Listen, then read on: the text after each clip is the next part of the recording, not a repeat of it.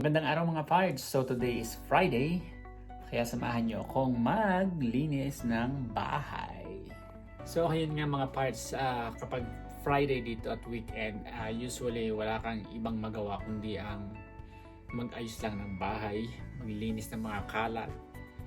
Hindi kagaya sa Pilipinas, kapag Friday pwede kang lumabas, mag-happy-happy with your friends. Pero dito, ibang-iba. Totally naman na hindi ka pwedeng lumabas. Pwede naman. I mean, depende sa sitwasyon mo. Kung meron kang enough budget para lumabas with friends, family, okay lang yun. Kaya mo din gawin yung mga ginagawa mo sa Pilipinas. Pero, gaya ng sabi ko, kapag ka medyo tight ang iyong budget, tapos iniisip mo yung mga kamag-anak mo at saka pamilya mo sa Pilipinas, syempre, ang karamihan na iniisip namin is ipunin na lang natin kaysa gastusin natin kasi yung dollar na ipapadala mo sa atin, mas malaki at mas mapakinabangan doon. Idagdag ko lang, kung halimbawa na gusto mong maglalabas ng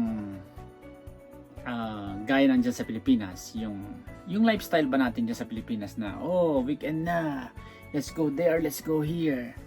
Siyempre, alam mo na pinag-uusapan doon, pera. Pero pag wala kang pera, pare, next time na lang kasi busy ako. Yun ang karamihan sa excuses natin. Pero usually, ang iba naman kapag talagang may budget, labas doon, labas dito. Pero madali na din naman gawin dito yun eh.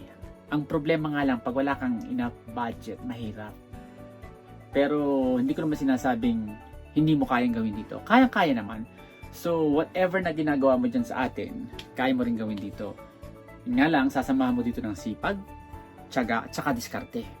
At saka tibay ng loob, at tatag ng isipan. Ito pa, kapag tinamaan ka ng stress dito sa depression, kawawa ka. Hindi lang ikaw ang kawawa, lalo pag may pamilya kang sinusuportahan sa atin, mahirap. So, kailangan talaga, dapat matatag ka.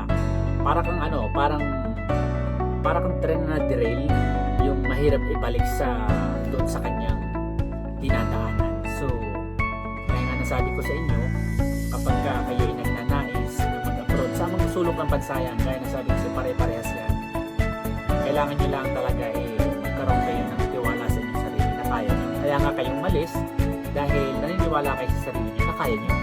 Kaya nga lang iba tayo ba? Saka tatandaan nyo, mag-ipon kayo ng mag-ipon. Huwag kayong bigay dito, bigay doon. Magkaroon din kayo ng budget sa pagbibigay.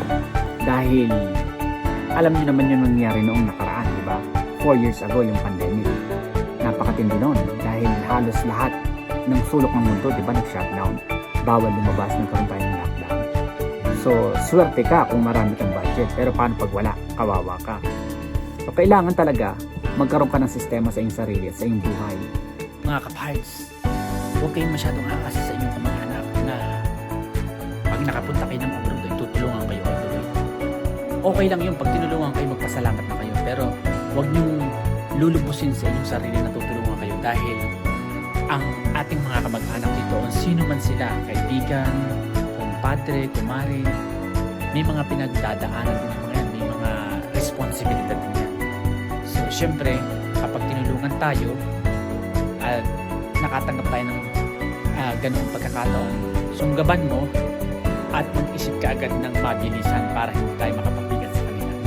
Dahil hindi naman lahat ng oras ay tutulungan na tayo.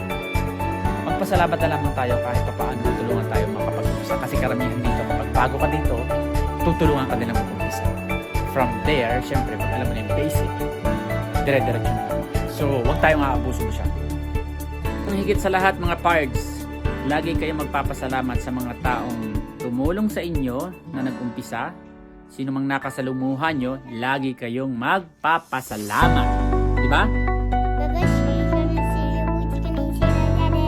Okay, say salamat po. So yun, itutuloy na natin ang paglilinis. Medyo makalat nga dito. At naway, nabigyan ko kayo ng tips, lalo na dun sa mga gustong